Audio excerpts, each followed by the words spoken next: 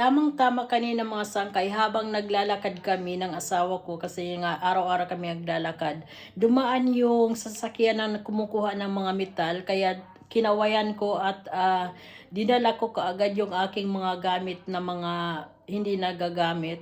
Hindi lang pala mga metal ang dinadala nila kundi mga electric yung mga sira na mga electronic. Kaya mabuti at nahabol ko. Kasi hindi naman sila araw-araw na dumadaan kundi minsan dalawa tatlong beses sa isang linggo. Pero hindi ko kasi inilalagay diyan sa labas yung mga metal kasi minsan hindi kinukuha. So pangit lang tingnan at saka ayaw kong magalit yung mga kapitbahay. Yan, inilalagay yan dyan at kinukuha nila. Yung asawa ko nasa garahe at mayroon din ibibigay. Tamang-tama nung naglalakad kami, nakita na ko yung dumadaan na sasakyan. Malalaman mo yan kasi mayroon silang music at alam mo kung sino yung kumukuha ng mga metal. Yung asawa ko. Ayun. Yung puti na yan. So, meron pa kami ditong yung broker ko dahil sira na. Ibigay ko din yan sa kanya. Dahil kumukuha daw sila ng mga hindi lang metal.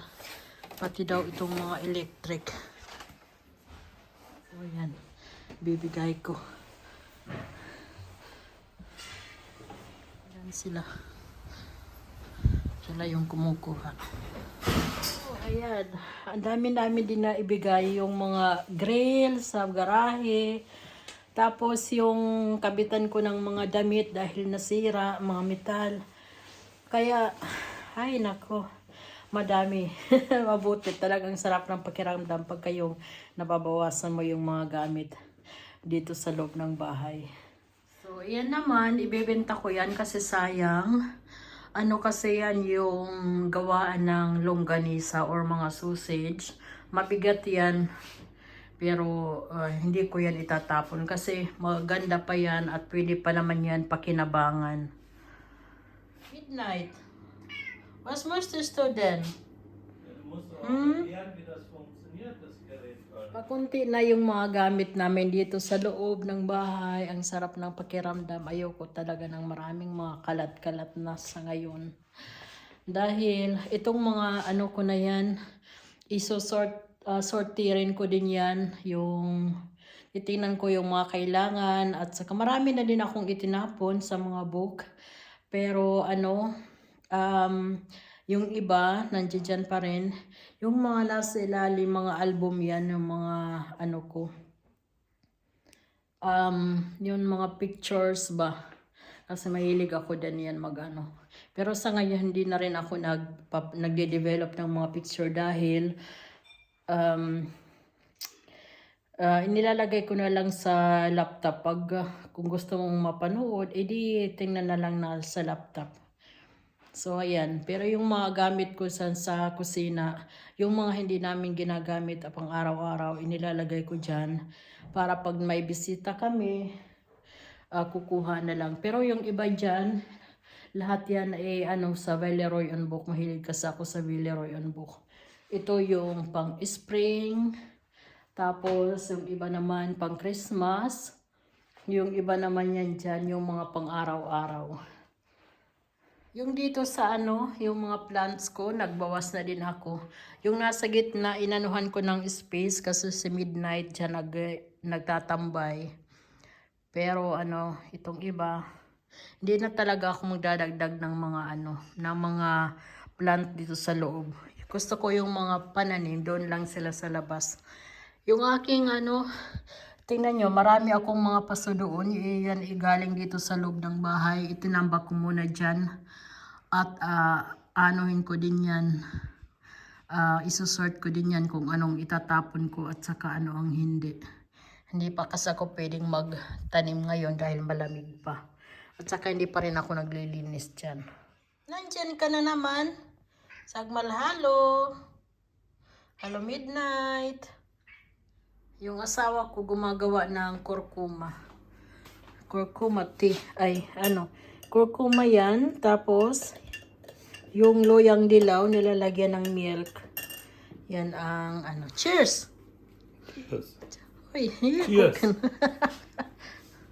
midnight ng hingi. Hindi ko pa nalilinisan yung kanyang, ano, plato. Kahapon mga sangkay, nag-ano ako sa Facebook.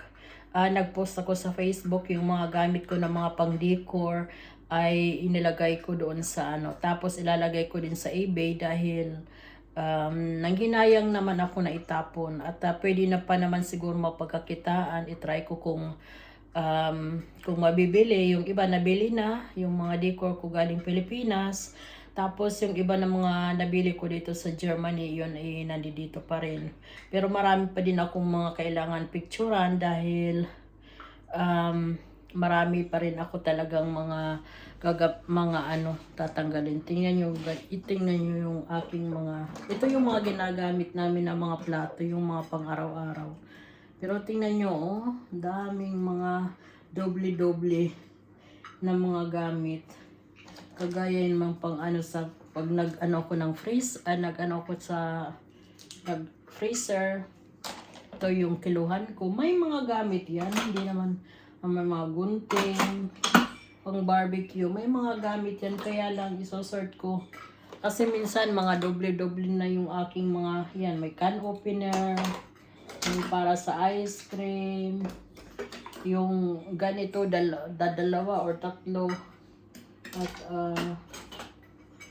ayan, mga kung ano-ano. doon sa ilalim naman, ito yung mga kaldero. Ayan.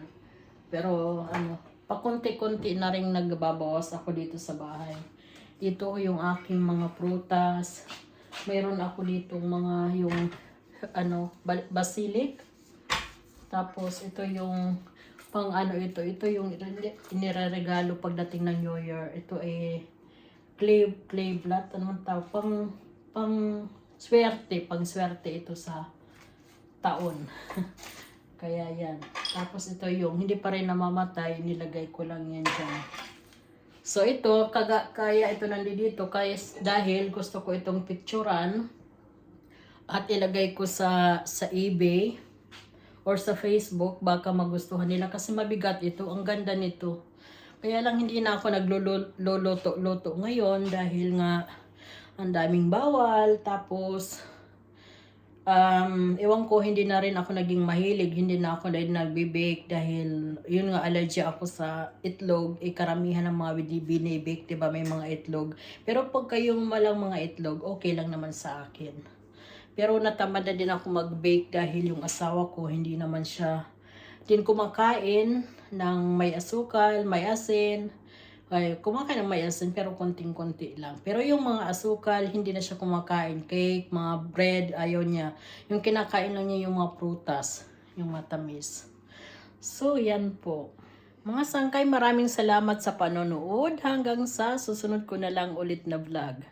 Bye! God bless! Ako po si Pearl.